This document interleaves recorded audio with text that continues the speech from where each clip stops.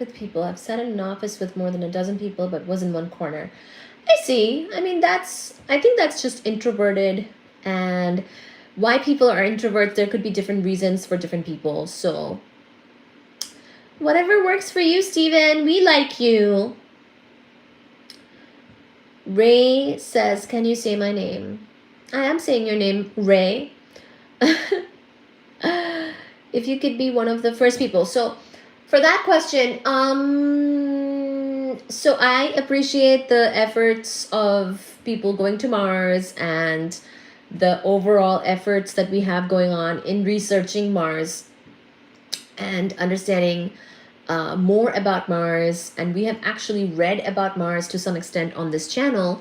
And we have even shared certain very fun facts about Mars, such as its seasons and its general sort of similarities with Earth and its rock and its surface and things like that. Of course, Mars has a longer year than us, and it's quite a bit farther than the sun than us, and quite a bit farther away from the sun than us, and it's kind of far from us as well compared to, say, Venus. So it would take longer to go to Mars. So it's not like we can commute back and forth very easily until the technologies for that is like way more. And overall, there are challenges, right? So I think as much as Mars is a little bit similar in some ways, we actually saw that the tilt of its axis is very similar to our tilt, which means that it has similar kind of seasons than us, but of course its seasons, the lengths are longer because it has an overall longer year. So I find these particular sort of similarities of Mars with Earth to be very fascinating, intriguing, and interesting. But at the same time, I appreciate that Earth is much, much, much, much more comfortable.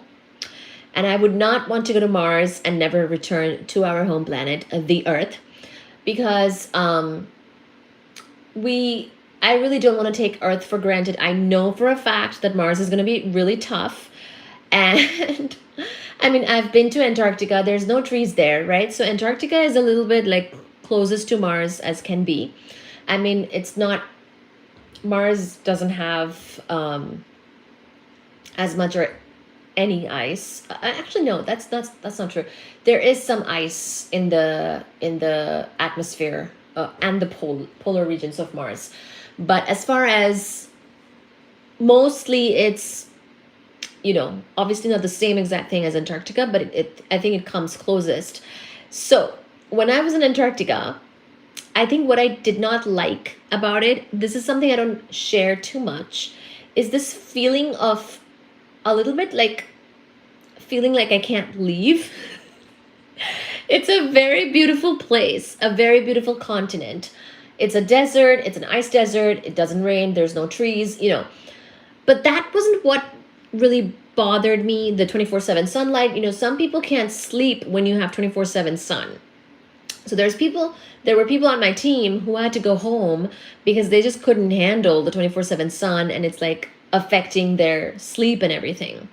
But for me, that wasn't it. I was very excited for the opportunity, and I was very excited to be working there. And it was quite amazing as far as an adventure goes. Like, I mean, can you really beat it? But what I did not like is I felt like I didn't have control over when I can go home and be with my children again. And at that time, I just had the one child who was a cat. And I just really missed him.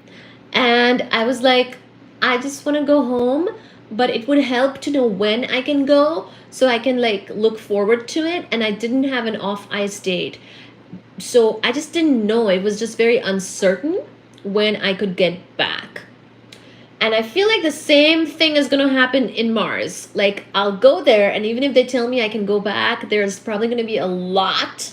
So like, depending on where you're going, the logistics is just harder. Like, they can't give you an off-ice date because there's a lot of difficult logistics.